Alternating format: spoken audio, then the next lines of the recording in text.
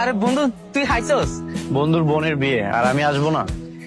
তুই এত বড় লোক হইয়া আমার গরিব বোনের বিয়েতে আইছস, আমি অনেক খুশি হয়েছি। আরে বন্ধু, তুই কখনো দড়ি গরিব হয় নাকি রে? আসলে অনেক বড় মনের মানুষ। আচ্ছা চল ভিতরে চল, দেখ সালমা কে আইছে।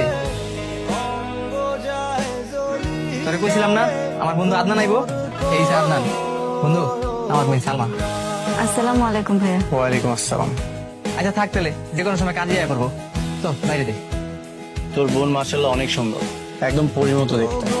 যে ছেলেটা তোর বোনকে বিয়ে করবে তো ভাগ্যবান পুরুষ। যদি সুযোগ থাকতো তাহলে আমি একবার চান্স নিতাম। কি যে কস না, দোয়া কর সব যাতে ঠিকঠাক হয়ে যায়। কথা ছিল মোটরসাইকেল দিবে, বিয়ের আগেই আমি মোটরসাইকেল চাই, নাইলে এই বিয়ে হইব না। বিশ্বাস করেন ভাইজান, আমি লোন উঠাইতেছি, এক সপ্তাহের মধ্যে লোনটা হয়ে গেলে আপনার মোটরসাইকেল আমি কিনা দেবো। রাখেন মিয়া আপনার এই সব বিশ্বাসের কথা, এই সব কথা বাদ দেন। মোটরসাইকেল দিবেন, না হলে এই বিয়ে হইব না। আর একবার যদি বিয়ে হয়ে যায় আমি মোটরসাইকেল পাবো।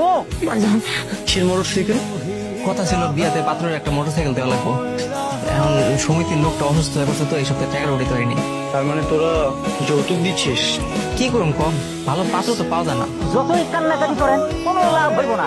মোটরসাইকেল দিবেন, নাহলে টাকা দিবেন, তাহলে কিন্তু আমার ছেলে আমি ফেরত দিয়ে যাবো। এইরকম ফকিন্নি ঘরে আমি ছেলে বিয়ে দিব না। কিন্তু তো আপনি এই যুগে নিজের ছেলেকে বিয়ে করানোর জন্য ভিক্ষুকের মতো ভিক্ষা চাইছেন? আমি ভিক্ষুক? হ্যাঁ আপনি ভিক্ষুক।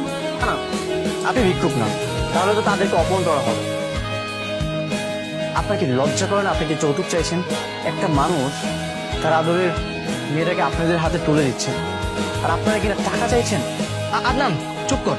ভাইজান কিছু মনে করেন না, ও তো ছোট মানুষ, তাই এই কথা বলে ফেলছে। আগে চুপ করেন। এরকম ফ্যামিলিতে আপনার মেয়েকে যদি বিয়ে দেন, ওর ভবিষ্যৎটা শুধু শুধু নষ্ট হবে। ওদেরকে এখান থেকে বের করে দিন, আপনার মেয়ের জন্য খুব ভালো পাত্র পাবেন। এত বড় অপমান, এরপরেও কি আপনার মনে হয় এই মেয়েরে আমি ছেলের বউ বানাবো? অসম্ভব। আরে রাখেন আপনার বিয়ে, 5 মিনিটের মধ্যে এখান থেকে বের হয়ে যান, আর অন্য কোথাও যে ভিক্ষা করেন যান। এই চল, এই ছোট লোকদের বাসায় আন না। এটা কি হইলো? এটা তুই কি করলি আদনান? তুই জানোস কত কষ্ট করে এই পাত্র ঠিক করছিলাম, আর তুই বিয়েটা ভাঙিয়ে দিলি।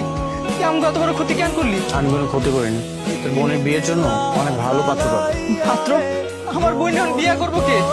কই পাবো পাত্র? মুখে কথা যতটা সহজ, বাস্তবতাটা কিন্তু অত সহজ না। তুই করবি আমার বোনের বিয়া?